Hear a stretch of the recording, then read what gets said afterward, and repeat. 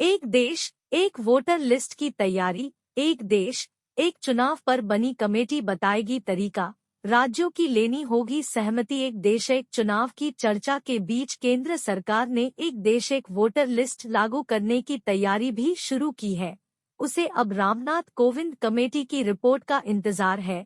एक देश एक चुनाव पर विचार और सुझाव के लिए बनी कोविंद कमेटी को सिंगल वोटर लिस्ट लागू करने के तरीकों पर भी सुझाव देने हैं। सरकार ने तीनों स्तर लोकसभा, विधानसभा और स्थानीय निकाय के चुनाव के लिए एक ही मतदाता सूची का रोड मैप तैयार किया है। इसमें सभी राज्यों को सहमत करने की योजना है। इसके लिए न सिर्फ निर्वाचन आयोग के मतदाता सूची तैयार करने के तरीके में बदलाव होगा, बल्कि राज्यों के चुनाव संबंधी कानून में भी परिवर्तन की जरूरत होगी। लॉ कमीशन और चुनाव आयोग ने की थी सिफारिश। लॉ कमीशन और चुनाव आयोग काफी पहले से एक देश एक वोटर लिस्ट की सिफारिश कर चुके हैं। अगस्त में संसदीय समिति ने सरकार को राज्यों व पार्टियों से परामर्श कर संवैधानिक प्रावधानों व राज्यों के अधिकारों का ध्यान रखते हुए इसे लागू करने की योजना बनाने को कहा था। मौजूदा स्थिति में संविधान के अनुच्छेद 325 के तहत देश में एक मतदाता सूची लागू करना केंद्र सरकार के दायरे से बाहर है।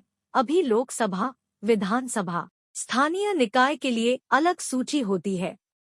जिस तरह संसदीय सीट के दायरे की विधानसभा सीटों की सीमाएं उसी लोकसभा सीट की सीमा के दायरे में रहती है, ठीक उसी तरह वार्ड व पंचायतों की सीमाएं भी विधानसभा सीट के दायरे में ही रखी जाएं। इसके लिए राज्यों का चुनाव कानून बदलना होगा। राज्य ईसीआई की सूची का इस्तेमाल योग्यता तारीख के चलते नहीं कर पाते। राज्यों की सूची में शामिल होने की योग्यता तारीख 1 जनवरी है, यानी 2 जनवरी या उसके बाद उम्र 18 साल पूरी हुई है तो उसे 1 साल इंतजार करना पड़ता है।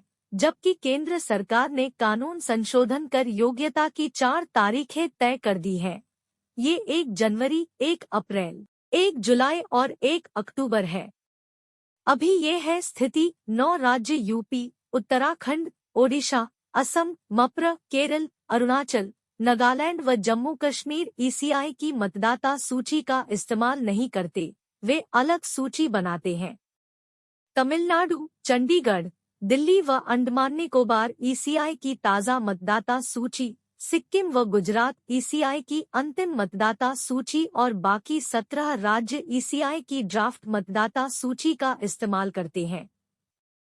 सेंटर फॉर मीडिया स्टडीज के प्रमुख विश्लेषक एन भास्कर राव का आकलन है कि लोकसभा से लेकर विधानसभा और स्थानीय निकाय तक सभी चुनाव साथ कराए जाएं तो भी कुल खर्च 10 लाख करोड़ रुपए तक आ सकता है।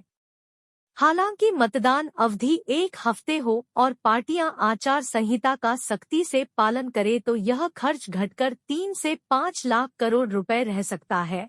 हालांकि वे कहते हैं कि सिर्फ एक साथ चुनाव से ही खर्च कम नहीं होगा, इसमें आदर्श आचार संहिता का सख्ती से पालन अहम भूमिका निभाएगा।